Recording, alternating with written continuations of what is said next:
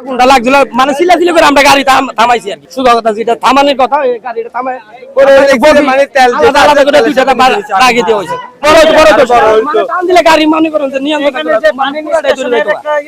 মানে পিছে আগুন মনে করেন দুটো সাইডে একইভাবে মানে ছড়াইছে। ফৌজদারহাট থেকে আগুনটা লাগছে, বেশি না অল্প। ওইখান থেকে আমি গেটম্যানের ফোন দিছি, ভাই ট্রেনে আগুন লাগছে, আপনি ফৌজদারহাট অফিসে ফোন দেন। ফোন দিবার সাথে সাথে উনি আগুনের ফোন দিছে, তখন ব্রেক ধরতে গাড়ি এখানে দাঁড়াইছে। তখন তো আগুন আরো বাড়তি।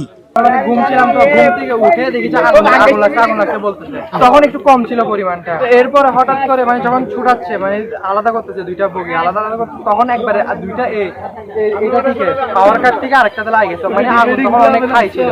এলাকার লোকজন এই যে বাসার পাইপ দিয়ে পানি দিছে, বালতি দিয়ে এনে সবাই দিছে, চেষ্টা করছে, কিন্তু পারতেছে না কেউ। ফায়ার ব্রিগেড না এলে এটা জীবনও নিবানো সম্ভব হতো না।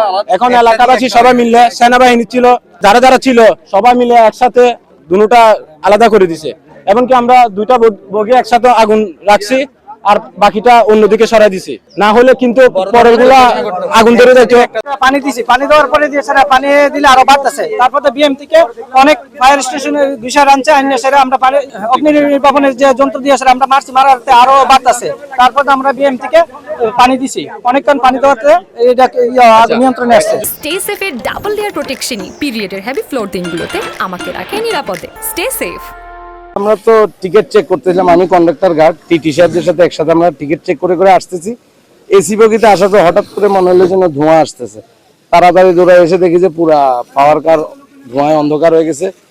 পরে আমরা পিছনে গার্ড সাহেবকে ফোন দিয়ে বলছি যে ড্রাইভারকে বলার জন্য যে গাড়ি দাঁড় করাইতে, গাড়িতে মনে হচ্ছে যে না আগুন লাগছে। গাড়ি দাঁড় করাইছে, পরে আমরা নেমে দেখি যে এই অবস্থা। পরে আমরা দুই পাশ থেকে গাড়ি আলাদা করে দিছি, আলাদার মতো যাত্রীদের কোনো সমস্যা নেই, যাত্রীদেরকে আমরা নিরাপদে সরাই নিতে পারছি। চাকার থেকে আগুন লাগছে, যাত্রী কোনো সমস্যা হয় নাই।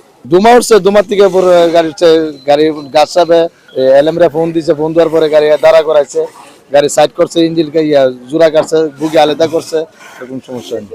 একটা এসি বগি এবং একটা পাওয়ার ইঞ্জিনটা আগুন উপায় লেগে আছে, সেখানে আমরা হোম সেটিং এর সাধারণ পানি এবং এখানে হাইটেল দিয়ে আমরা আগুনের নিয়ন্ত্রণে আসছি।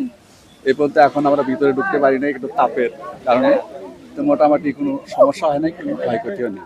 আমরা এটা দেখবো, তদন্ত সাপেক্ষে এটা বলা হবে। আমরা এখানে দুইটা ইউনিট কাজ করি, কোনো ধরনের ইউনিট হয় নাই, কোনো হতাহতের খবর নাই, কারণ দুই পাশে দুইটা বগি চলে গেছে। মধ্যে যে বগিটা এটা আসছিল, এটা মানে জনগণের সহায়তা, এখানে সেনাবাহিনীর সহযোগিতায় সবাই এখানে নেমে গেছে, কোনো হতাহতের কোনো খবর আমরা পাইনি।